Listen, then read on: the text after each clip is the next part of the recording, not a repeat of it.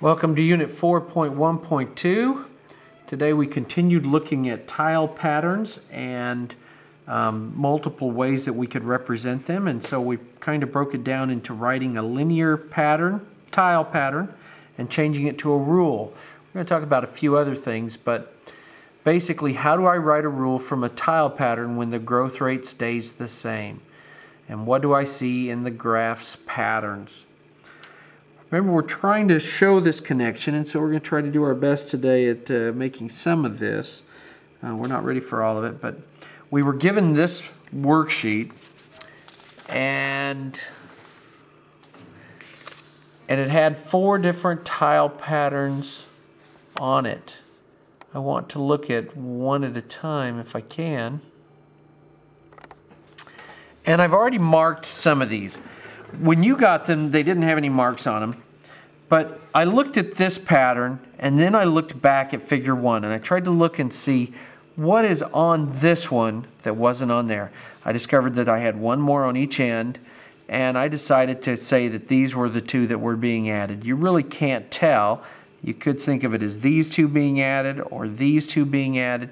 Those are just the 2 I chose, because I knew that 2 were being added in the middle because I have 6 here and I have 4 here. Then I went back and I marked them, and I went ahead and I marked them, the ones that were being added. Now, when you added that, when you showed what was being added to figure 1, the only thing left on it is what was in figure 0. Okay, and so then we were asked to write a rule. Now, I don't know if you remember this or not, but when we played the silent board game, we had an X and a Y, and when we had the 0, in this case, this is figure 0, and it has 2 tiles. We said that that would tell us, when the X is 0, it would tell us how much is being added or subtracted if we're growing by a constant rate. And so I know that we're growing by 2. So the shortcut right now is that this number right here is going to be the number of tiles in figure 0. Now remember, I said it had to be a constant rate of growth. If I look at this, it's growing by 4 tiles. They just did the same thing again. They did the same thing again.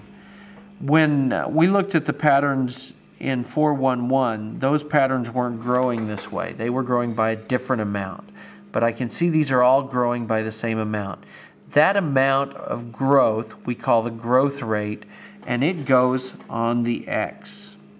If it's growing, it's a positive. If it's shrinking by that amount each time, then it is going to be negative.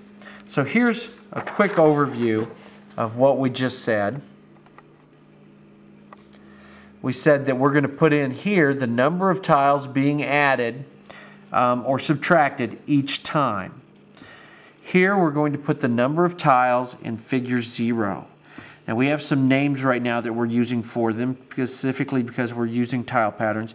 We call this one the growth rate, and we call that one the starting point. Later on we'll call this slope and y-intercept, but right now, if it helps you remember growth rate and starting point, you'll be able to apply this a lot more in the real world, thinking of them in this terms. Okay, so let's look at what that does on some other patterns. On the next pattern,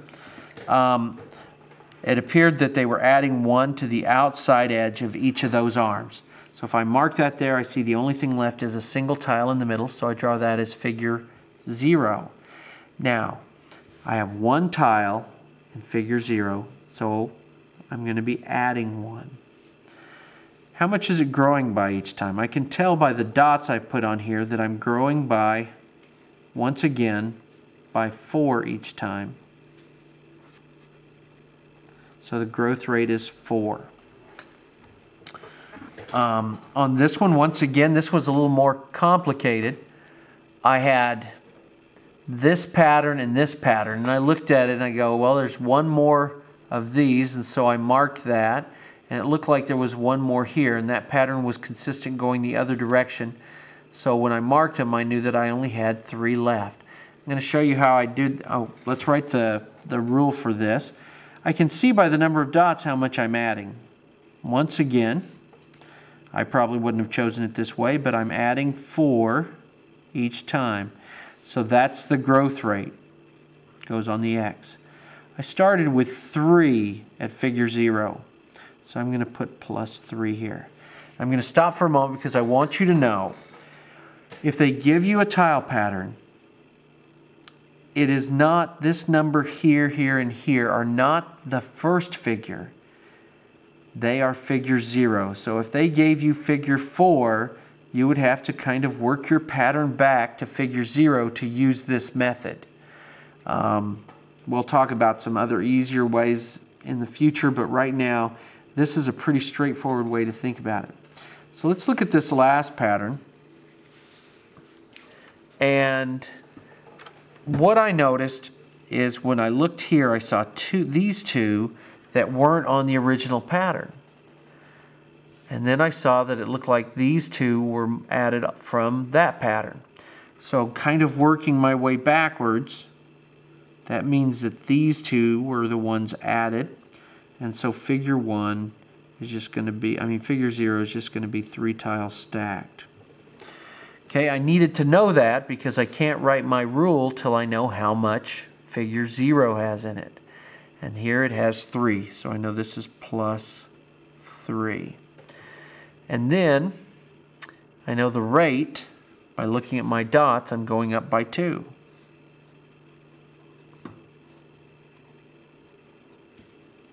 So this must be 2.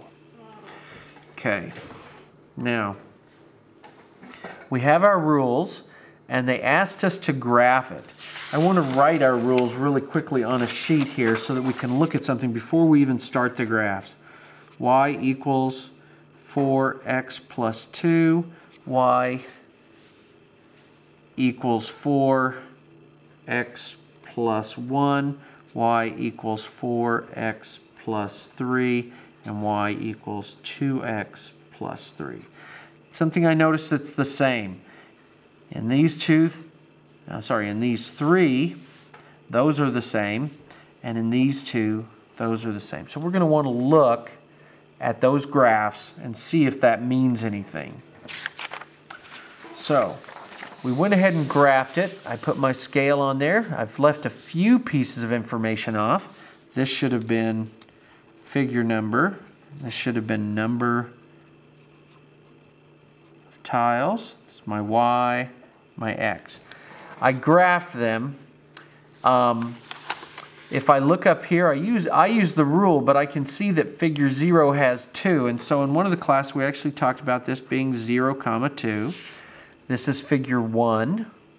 So it's 1, and it has 4, 5, 6 tiles. I know it's growing by 4, so I can just, don't even need to count now because I know that that's 210, and that is 314. I graphed those points on my graph, and I did the same thing for the other 3. Now, I've written here, the green one on the top is y equals x plus 3, the blue one is y equals x plus 2, red one is y equals 4x plus 1, and the black one is y equals 2x plus 3. I hope I said 4x on those. Those are written correctly. Now, used an appropriate scale, and I want you to see these 3 all had the same growth rate. Is there anything you notice about these 3 lines? They're all going in exactly the same direction. That kind of makes sense. If 3 people were climbing a mountain at the same speed or same rate, they would be gaining altitude just as fast as one another. And that's what these are doing. They're going up at just about the same rate. But they didn't start in the same places. The red one started at 1, the blue at 2, and the green at 3. We're considering those starting points to be on our y-axis. So you see the red start at 1, 2, and then the green at 3. We had the 2 equations or rules that had something in common. The 4x plus 3 and the 2x plus 3 all both started at 3, and we can see that on the graph. This is going to come in handy later in another lesson, and so we're not going to go too much into it now. But this is just one way of kind of seeing a pattern. I also see this rate was 4 and that's 2, This has gotten smaller.